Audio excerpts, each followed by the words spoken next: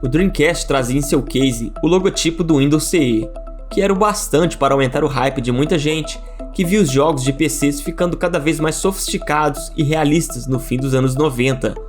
Vamos entender como surgiu essa versão alternativa do Windows, suas características únicas, qual foi a motivação da Sega em usá-lo no Dreamcast e o porquê ele foi deixado em segundo plano na maioria dos jogos. Nos anos 90, surgiram os dispositivos conhecidos como PDA, sigla para Assistente Digital Pessoal, que nada mais eram que computadores mega compactos que funcionavam com bateria, possuíam uma tela touchscreen resistiva, aquela que se usava uma caneta para clicar nos botões, além de armazenar o sistema operacional em um chip ROM, ao invés de tradicional HD.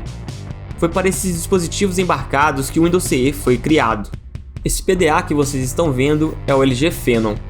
Com 32 MB de RAM e um processador Hitachi SH3 de 100 MHz, ele rodava o Windows CE. Para alimentar tudo isso, duas pilhas AA resolviam o problema. Em outro vídeo podemos detalhar melhor o funcionamento desses dispositivos.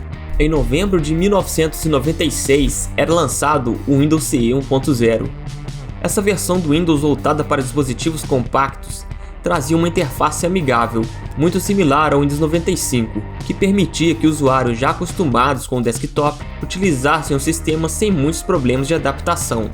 Apesar da interface muito parecida com o Windows de PC, debaixo dos panos a situação era um tanto diferente. O Windows 95 e 98, baseados em MS-DOS, traz consigo a dependência da arquitetura Intel x86. Além do mais, apesar do Windows 95 ser leve para os padrões atuais, ele não era tão bom assim para dispositivos móveis, onde os recursos são naturalmente mais escassos se compararmos com os desktops.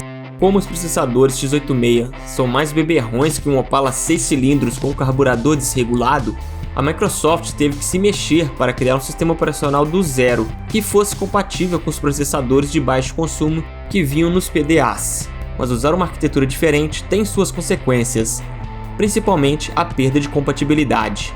Mesmo com aquele visual de Windows 95, o Windows CE não roda programas de PC.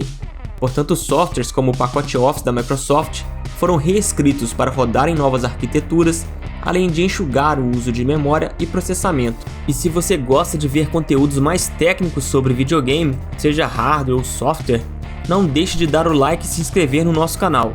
Toda sexta-feira às 8 da noite teremos um vídeo novo. O PC era uma plataforma de jogos em ascensão no fim dos anos 90. Os executivos da Sega entendiam que poderiam atrair mais desenvolvedoras e, consequentemente, players do PC se disponibilizassem SDKs que fossem familiares para programadores que vinham do Windows. E assim foi feito.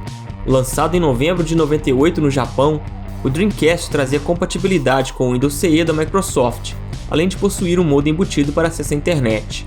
A sexta geração de consoles começava ali, e com esse lançamento, as concorrentes Sony e Nintendo sabiam que deveriam se mexer para superá-lo. Inclusive, dizem as más línguas, que a Microsoft aproveitou toda a expertise que adquiriu ao lidar com o Dreamcast para posteriormente criar o seu primeiro console, o Xbox, conhecido também como o Xbox clássico. Inclusive, recomendo muito que você veja o vídeo que fiz sobre o hardware do Xbox clássico e sua semelhança com o hardware que havia nos PCs. Tá muito legal, não deixe de conferir. Mas uma coisa precisa ser dita. Apesar de estampar o logo do Windows CE em sua carcaça, o Dreamcast não usava esse sistema operacional, ao menos não por padrão. Ao invés de colocar o Windows CE como sistema operacional padrão do seu console, a Sega optou por usar uma BIOS ou firmware mais enxuta para cuidar das tarefas mais essenciais.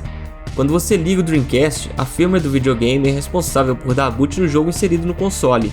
Caso contrário, você poderia usar o menu que a firmware te dava para fazer configurações, cópia de saves, escutar músicas, etc. Então você pergunta, para onde foi o Windows CE? É isso, velho. O Windows CE do Dreamcast, ao contrário das versões que tínhamos nos PDAs, não estava em um chip ROM dentro do console, mas ele vinha na mídia dos jogos que foram desenvolvidos sobre esse sistema. Quando você insere um game baseado no Windows CE, a firmware do Dreamcast procura pelo arquivo 0 winceos.bin no disco GD-ROM do jogo. Esse arquivo é o entry point para que o console carregue o sistema operacional do disco para a memória RAM. A partir de então, o game pode ser executado sobre o Windows CE, permitindo acesso às chamadas de sistemas típicas de ambientes Windows e DirectX. mas nem todos os jogos rodavam sobre o Windows CE. É importante notar que a Sega decidiu disponibilizar também uma SDK própria, além daquela já feita pela Microsoft. Então, no final das contas, haviam duas formas oficiais de interagir com o hardware do Dreamcast, através da SDK do Windows CE e a SDK da própria Sega. Para quem não sabe, SDK é um kit de desenvolvimento de software, que engloba programas, scripts, bibliotecas de função, documentação, dentre outros itens que têm por finalidade facilitar a vida do programador, provendo uma base para que foque no projeto, ao invés de perder tempo reinventando a roda. Como o Dreamcast não precisava necessariamente do Windows CE para funcionar, então a Sega optou por não deixar o sistema pré-instalado no console. Distribuindo o SO da Microsoft através dos discos dos jogos, possibilitava que uma versão atualizada do sistema sempre estivesse disponível para o desenvolvedor. Antes de falarmos das qualidades de cada uma dessas SDKs, vamos observar alguns números.